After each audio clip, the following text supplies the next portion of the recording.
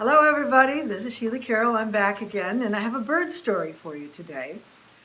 As I was getting ready to do this video, I was walking out to the studio where we do these things, and I heard a bird that we only hear this time of year in spring. It's the phoebe bird.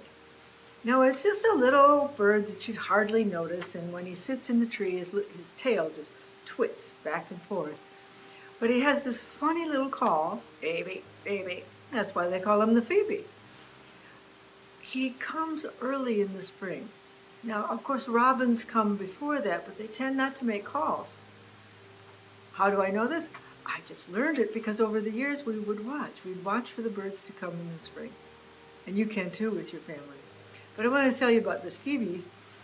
The phoebe likes to build her nest under the eaves at the back of our house.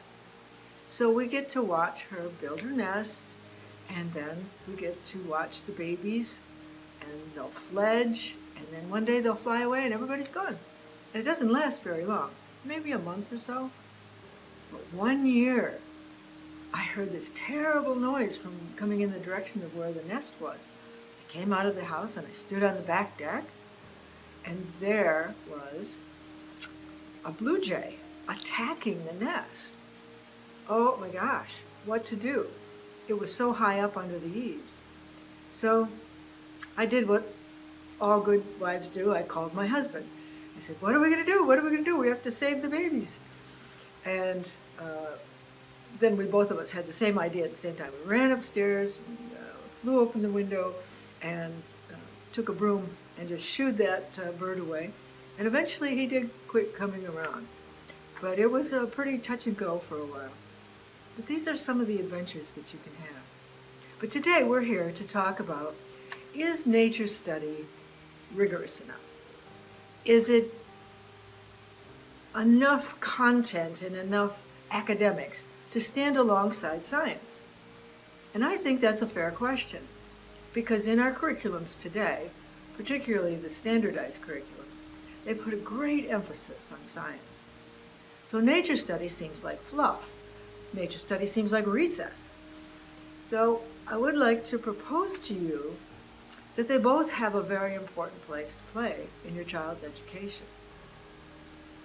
But the one that is more important is not science, it's nature study, and I'll explain why. When we introduce our curriculum, we often use the great quote by Yeats, the poet, in which he said, learning is not the filling of buckets, but the lighting of fires. And what did he mean by that?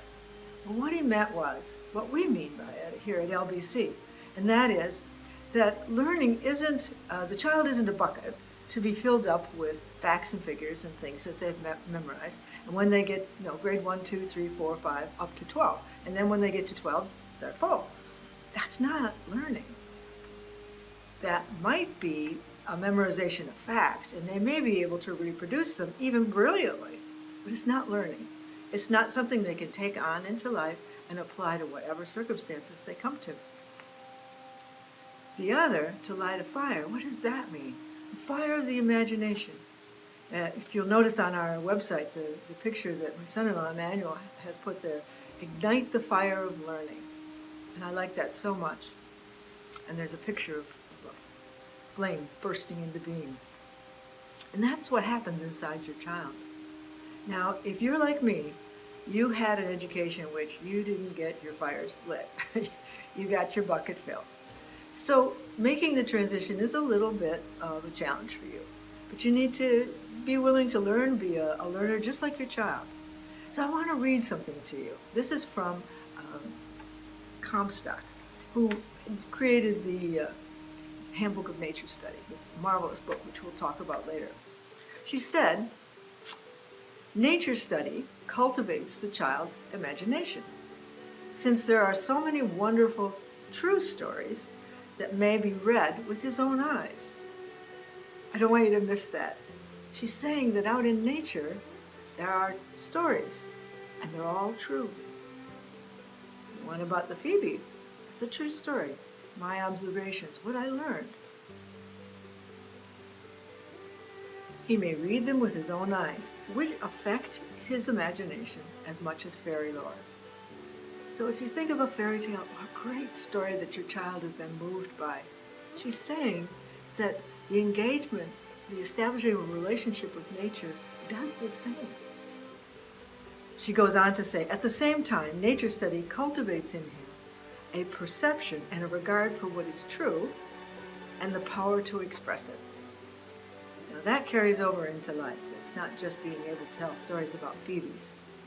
It's being able to make applications elsewhere. Now, lest you think that drawing on the wisdom of someone who lived over 100 years ago might not be a strong enough argument for you, how about Einstein? Albert Einstein is notably one of the greatest scientists, they think, ever. They're weighing that. He might be right alongside Newton and some of the others, but they think he was one of the greatest. And you know what he says? Remember the quote before about buckets. He says, imagination is more important than knowledge.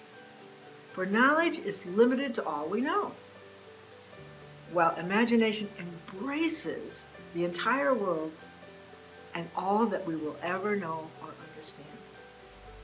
So what you're giving your child is the ability to embrace, with his imagination, that you've stimulated out in nature, the ability to really reach into the future.